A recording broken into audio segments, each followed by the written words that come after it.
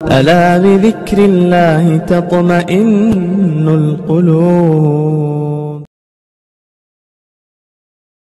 پڑھا جب وقت گلستان پہ تو خون ہم نے دیا، پڑھا جب وقت گلستان پہ تو خون ہم نے دیا، اب بہار آئی تو کہتے ہیں تمہارا کام نہیں۔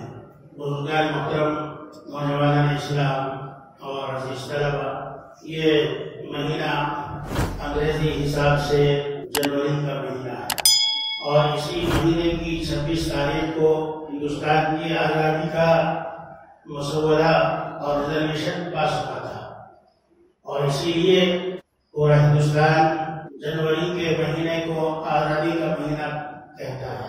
لیکن یہ آزادی اور آزادی کی جدوجہد کن خطوط اور کس نحیہ عمل پر ہوئی، خصوصاً ہمارے نوجوان ان قربانیوں اور ان جدوجہد سے ناواقف ہے۔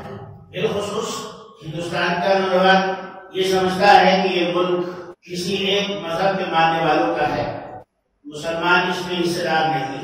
یہ بات نوجوانوں کو اپنے دلوں سے نکال دینی چاہیے، اور یہ خوف اور ڈر جو آنے والی نسلوں کے دلوں میں پیدا کر دیا گیا ہے، اس ڈر کو اپنے جسم سے، اپنے وجود سے خارج کر دینا چاہیے۔ یہ ملک جس طرح سے دوسرے مذاہب کے ماننے والوں کا ہے، اتنا ہی یہ ہمارا بھی ہے، پہلے بھی تھا، آج بھی ہے اور آئندہ بھی رہے گا۔ مایوسی، بدمردگی اور اپنے مزاج میں ڈھیلاپن قطعاً نہ آنے دیں۔ تاریخ قربانیوں سے بنتی ہے، ملک کا وجود قربانیوں سے بنتا ہے، ملک میں چہل پہل اور خوشحالی قربانیوں سے آتی ہے، اور جس قوم کے نوجوان قربانی دینے سے گریز کرنے لگے، اس ملک کے نوجوانوں کا مستقبل تاریخ ہو جاتا ہے۔ ہمارے نوجوانوں کو سنبھلنا چاہیے، اپنے دلوں کو طاقتور بنانا چاہیے، اور اپنی صلاحیتوں کو اجاگر کر کے ملک کے لیے مفید بنانی چاہیے۔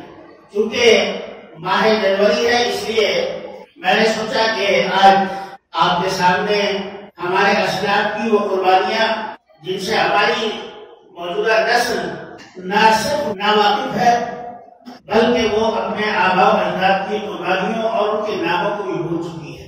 میں آپ کو بہت قریب سے بتانا چاہتا ہوں، بہت دور لے جا کر نہیں، اور تاریخ کی ڈیپ میں گہرائیوں میں جا کر نہیں، بلکہ تاریخ کے وہ موٹے موٹے واقعات، وہ ہلکے پھلکے واقعات، وہ قربانیاں جو ہمارے اسلاف نے دی ہیں، ان قربانیوں کو میں آپ کے سامنے یاد دلا کر ان شہداء کو اور ان قربانی دینے والے ہمارے اپنے بزرگوں کو خراج عقیدت پیش کرنا چاہتا ہوں کہ جنہوں نے اپنا خون دے کر، اپنے بچوں کو یتیم بنا کر اور اپنی گھر کی عورتوں کو بیوہ بنا کر اپنے وجود سے اس ملک کو جلا بخشی، اور اس ملک کی خاک میں وہ دفن ہو گئے، اس ملک کی خاک کے وہ پیوند بن گئے، اور آج تاریخ نے ان کو بھلا دیا۔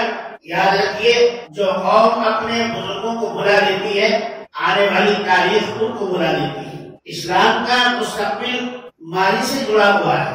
اسلام نے ہمیشہ کہا ہے کہ پیچھے مڑ کر دیکھو کہ تمہارے اسلاف نے کیا کیا ہے، پیچھے دیکھ کر پھر آگے چلو۔ اور انگریز کیا کہتا ہے؟ لک فارورڈ، آگے دیکھو، چلو بس۔ یہ نہیں، اپنے ماضی کو اگر بھول گئے تو نہ مستقبل رہتا ہے، نہ موجودہ حال رہتا ہے۔